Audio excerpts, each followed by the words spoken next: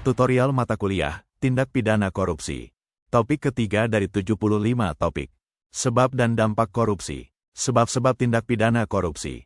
Para pakar mempunyai pendapat yang sama, bahwa penyebab timbulnya korupsi bersifat multidimensional. Faktor politik atau yang berkaitan dengan kekuasaan merupakan sumber terjadinya tindak pidana korupsi. Korupsi diartikan sebagai tingkah laku yang menyimpang dari tugas-tugas resmi sebuah jabatan negara karena keuntungan status atau uang yang menyangkut pribadi, perorangan, keluarga. Korupsi berkaitan dengan penyalahgunaan kekuasaan.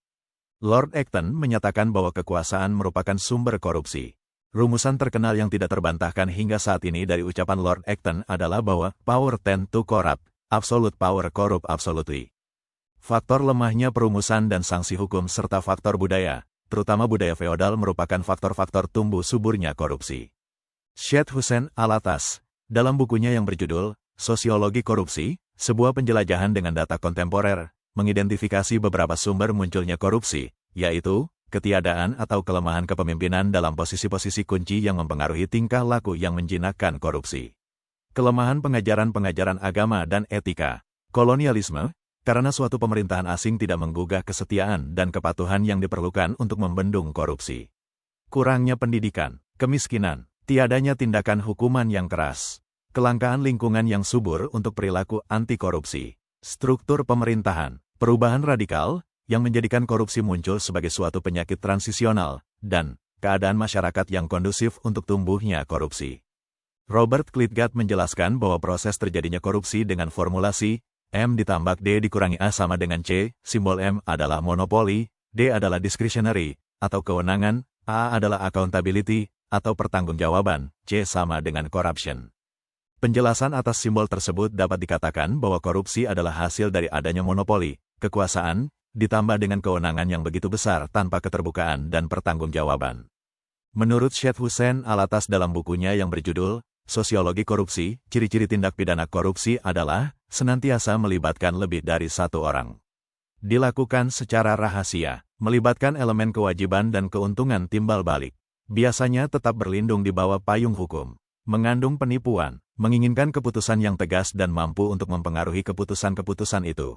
Sebagai bentuk pengkhianatan, dampak negatif tindak pidana korupsi, korupsi memiliki efek penghancuran yang hebat, atau an enormous destruction effects, bersifat multidimensional terhadap berbagai sisi kehidupan bangsa dan negara, khususnya dalam upaya negara mewujudkan kesejahteraan masyarakat. Kerusakan akibat korupsi tidak hanya bersifat lokal. Secara internasional dampak akibat korupsi sangat dirasakan oleh negara maju maupun negara berkembang. Bahaya atau akibat korupsi yang sangat luas dan multidimensi, sering dinyatakan dalam berbagai statement global, antara lain, 1.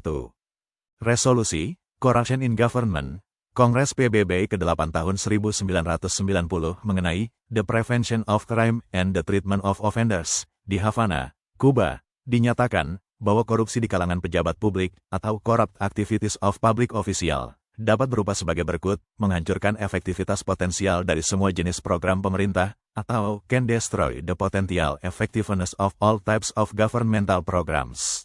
Mengganggu, menghambat pembangunan, atau hinder development, dan menimbulkan korban individual maupun kelompok masyarakat, atau victimized individuals and groups. 2. Kongres PBB ke-9 tahun 1995 di Kairo, antara lain juga ditegaskan, bahwa korupsi merupakan masalah serius karena membahayakan stabilitas dan keamanan masyarakat, atau endangers the stability and security of societies, merusak nilai-nilai demokrasi dan moralitas, atau undermine the values of democracy and morality, dan membahayakan pembangunan sosial, ekonomi, dan politik, atau jeopardizes social, economic, and political development. 3. United Nations Convention Against Corruption yang telah diterima oleh Majelis Umum PBB pada tanggal 31 Oktober tahun 2003, antara lain dinyatakan bahwa korupsi merupakan ancaman bagi keamanan dan kestabilan masyarakat, atau threat to the stability and security of societies. Merusak nilai-nilai dan lembaga-lembaga demokrasi, atau undermining the institutions and values of democracy. Merusak nilai-nilai moral dan keadilan, atau undermining ethical values and justice. Membahayakan pembangunan yang berkelanjutan, dan rule of law, atau jeopardizing sustainable development and the rule of law, dan mengancam stabilitas politik, atau threaten the political stability. Itulah materi topik ketiga tutorial mata kuliah tindak pidana korupsi. Channel ini bermanfaat khususnya bagi mahasiswa Indonesia atau yang ingin menambah wawasan.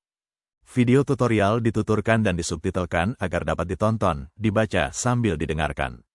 Jangan khawatir jika belum langsung paham. Untuk pemahaman yang lebih baik, putar dan dengarkan video ini berulang-ulang. Subscribe dan like, agar Anda mendapatkan update tutorial lainnya. Bagikan juga link video ini, agar teman lain juga mendapatkan manfaat channel ini. Terima kasih. Sampai jumpa.